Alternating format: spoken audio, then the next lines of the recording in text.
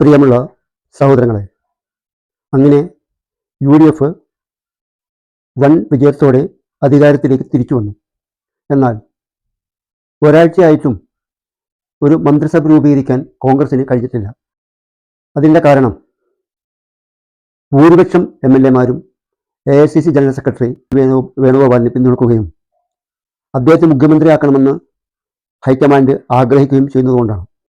കേന്ദ്ര നിരീക്ഷകനായി കേരളത്തിൽ വന്നിട്ട് ഒരു മത്സരത്തിൽ പോലും പങ്കെടുക്കാതെ അങ്ങനെ അദ്ദേഹം ആവശ്യപ്പെടുന്നത് എന്തിനാണെന്ന് മനസ്സിലാവുന്നില്ല. അങ്ങനെ ആഗ്രഹം അദ്ദേഹത്തിനുണ്ടായിരുന്നെങ്കിൽ എവിടെയെങ്കിലും മത്സരിച്ച് ജയിച്ച് ഒരു MLA ആയി അദ്ദേഹത്തിന് ആവശ്യപ്പെടാമായിരുന്നു.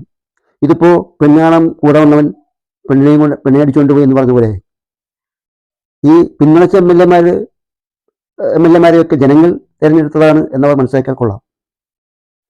കാരണം ജനങ്ങൾ ആഗ്രഹിക്കുന്നത് VD സതീശൻ മുഖ്യമന്ത്രിയായി വരണം എന്നാണ്.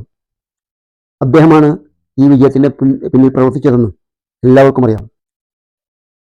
ഇനി അതിന് വിരുദ്ധമായി KC വേണുഗോപാലിനെ മുഖ്യമന്ത്രിയായി പ്രഖ്യാപിച്ചാൽ അദ്ദേഹം രാജിവെക്കുന്ന ആലപ്പുഴ മണ്ഡലത്തിൽ പകരം നിൽക്കുന്നയാൾ തീർച്ചയായും പരാജയപ്പെടും, ജനങ്ങൾ പരാജയപ്പെടുത്തും. മാത്രമല്ല, ഇദ്ദേഹം 6 മാസത്തിൻ്റെ ഉള്ളിൽ ഏതെങ്കിലും നിയമസഭാ മണ്ഡലത്തിൽ നിന്നും മത്സരിച്ചാൽ തീർച്ചയായും അവിടെയും ജനങ്ങൾ അദ്ദേഹത്തെ പരാജയപ്പെടുത്തും. ആ കാര്യത്തിൽ തർക്കമില്ല. 2 സീറ്റുകൾ അതോടെ കോൺഗ്രസിന് നഷ്ടപ്പെടും. കോൺഗ്രസിന് ഇപ്പോൾ കിട്ടിയ ഈ പദവി ഇതോടെ ഇല്ലാതായി തീരും. അത് ഹൈക്കമാൻഡ് മനസ്സിലാക്കിയാൽ കോൺഗ്രസിന് വളരെ നന്നായിരിക്കും.